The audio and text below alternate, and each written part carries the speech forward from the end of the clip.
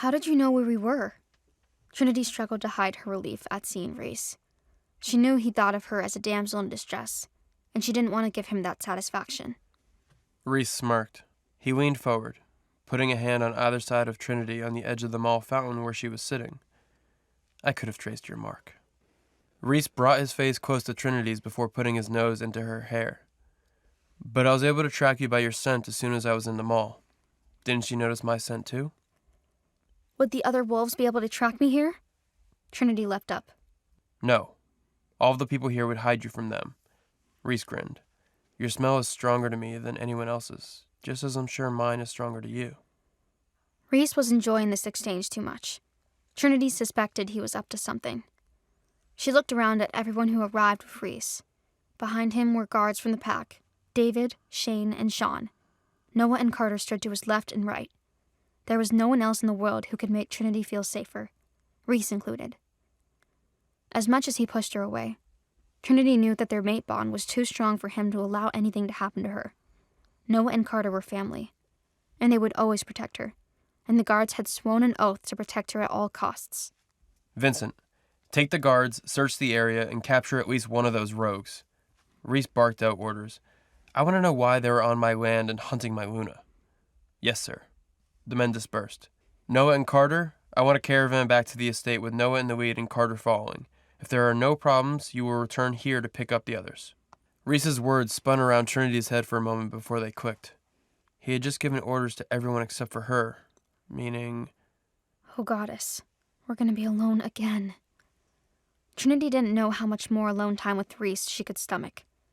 She watched helplessly as all of their companions dispersed before arriving at a Shelby Mustang with Rhys. Isn't it a little gratuitous to have so many cars? Trinity waited for Rhys to open the door for her. Being the alpha isn't easy. Rhys hopped into the driver's seat and revved the engine. Don't I deserve a perk or two? They drove back to the estate in silence. Trinity could sense that something was about to change. They didn't say a word to each other as they climbed the stairs to the 4th floor. Trinity turned to walk towards her room, when Rhys stopped her with his voice. Not so fast, little bunny. Rhys, I don't have time for this. I have an essay to write. With all of their weekend traveling, Trinity was too exhausted for homework. If she wasn't careful, she was going to fall behind. Come to my office. Rhys walked away without waiting for a response. Normally, Trinity would have protested, but sensing the tension in the air, she agreed and followed him down the hall. She looked out the window and saw Noah and Carter driving back down the driveway, and she wished they were here to act as a buffer between her and Rhys. Rhys opened the door and waved Trinity in ahead of him, pulling the door shut with a snap behind him. She was about to take her usual seat when he guided her towards the sofa.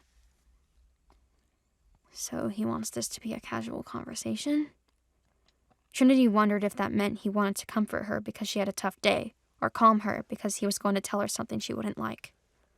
What exactly happened today, little bunny? Rhys asked as Trinity took her seat.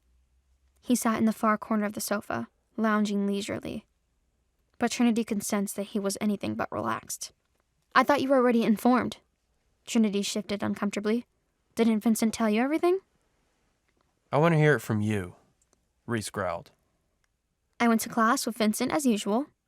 After class... Anything happened during class? Rhys cut her off. Trinity glared at him. Why do you ask? I need to know everything, little bunny. Little details that seem insignificant now may mean something to us later. It's important that you're thorough for your own protection. Was she in danger? Trinity knew the risk that came with leaving their pack's territory. But was she really vulnerable to more attacks right under Rhys's nose? My first class went fine, but I fell asleep in my second. I was so exhausted from all of our traveling, and Professor Thompson's voice is so soothing. What happened then? He inquired. Vincent woke me up when my book fell to the ground, and Professor Thompson came up to my desk. That was the first time I was close enough to her to notice that she was a wolf, but I've never really seen her in our pack. She's from Riley's pack, Rhys answered. You knew she was a wolf? Trinity looked at Rhys. You think I don't know my own Luna's professors?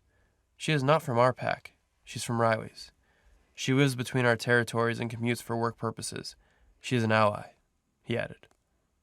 I know that now. Did Rhys actually take an interest in Trinity's life? She searched his eyes for answers. How did he seem to know everything about her while constantly pushing her away? Please, continue, little bunny. After class, Vincent, Juniper, and I went to lunch at Franny's kitchen. After we ate, Juniper went back to meet with Paul and Cedar while Vincent and I went back to the car. I thought Paul and Cedar joined you everywhere. Why didn't they go to lunch? He questioned. They went to some martial arts thing. They're thinking about becoming pack warriors. Trinity sensed Rhys' ears perk up at this, but he didn't respond. What happened then? That's when I sensed a man in his wolf form. Vincent tried to get us out of there, but then another wolf showed up to attack us as well. Then Professor Thompson joined us. She helped protect us. I'll have to thank her in the next class, Trinity added. I heard you had to defend yourself personally. Rhys held his body in a relaxed position, but his knuckles were turning white as he gripped the sofa. Yes, one of the wolves circled around. I jumped out of the way, then kicked him in the jaw. Trinity was proud of herself for that maneuver. And how did you come to be at the mall when there were only 2 attackers? You had 2 people defending you, yes? Well, yes, Trinity fumbled. But at least half a dozen more wolves were howling in the distance. They were coming to back up the others. So you would have been outnumbered 8-2. It was not a question, but a statement. 3, Trinity corrected him. 2, Rhys snapped. You're not supposed to be fighting. Haven't I proven that I know how to protect myself? Trinity frowned. No, Trinity. You know how to buy time, not protect yourself. There's a difference. Rhys finally gave up on attempting to appear relaxed. He launched himself off of the sofa and began pacing. You don't have a wolf. You don't stand a chance against one. That's not true, Trinity snapped. I've been training to fight for almost 15 years. No amount of training will make you as strong as a wolf, Trinity. Rhys laughed. You know it. Can we stop pretending? Do you hear yourself, Rhys? Trinity stood. She didn't care that Rhys was a full foot taller than her. She would not back down. All you've done since day one is pretend. I can't keep track of it anymore. We're pretending to be mates, fine. We're pretending I have what it takes to be a Luna, great. But I will not pretend to be some weak child desperate for your protection. Trinity marched toward the door and swung it open. I can take care of myself. Thank you. You're done with school, Rhys called after her, and she froze in her tracks. Temporarily. What?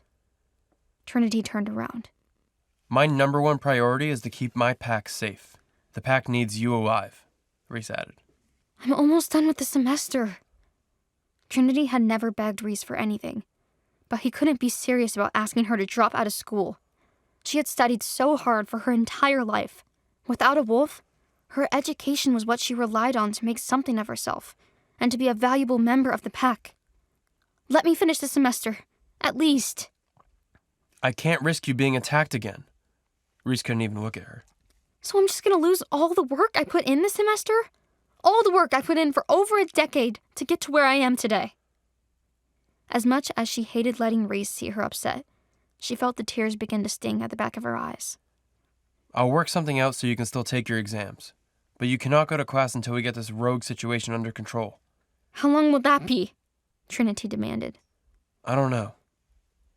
The apathy in Rhys's voice stung more than anything. Trinity couldn't control herself. The tears she was holding back started to fall. Congratulations, Rhys. Trinity directed every ounce of rage she'd been holding into her words. I didn't know I could hate you anymore. But look at that. You succeeded. Want to know what happens next? Click on the link in the description below to watch further episodes of Chosen by Fate, Rejected by the Alpha.